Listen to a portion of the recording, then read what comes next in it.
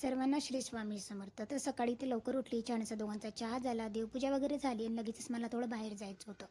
एक काम होतं, काही फुलं वगैरे सुद्धा देवपूजेसाठी आणायची होती. त्याच्यासाठी सकाळी सकाळी छान असे बाहेर पडलो आणि आता बऱ्यापैकी ऊन आहे. सकाळून मात्र 3 वाजेपर्यंत ऊन तपतं आणि पुन्हा पावसाने 3 वाजेच्या नंतर झडी घातलेली असते. त्याच्यानंतर तिकडनं आलो आणि इथे गायत्री स्वीट समोरून आलो ना, का छान अशी वडापाव खाण्याची मात्र इथे इच्छा होते, कारण ते छान असा गरमागरम वडापाव मिळतो. लगेचच वडापाव घेण्यासाठी गेलेले होते आणि मी बाहेरच उभी होती.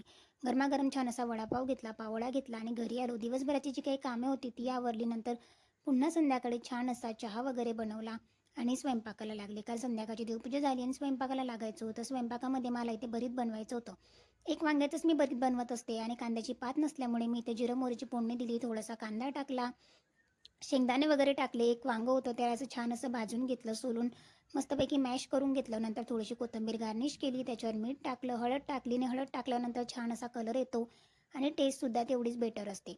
पण आपल्या जळगावसारखी वांगी मात्र इथे मिळत नसतात. पण तरीसुद्धा वांग्याचं भरीत खायचं होतं. असा होता माझा आजचा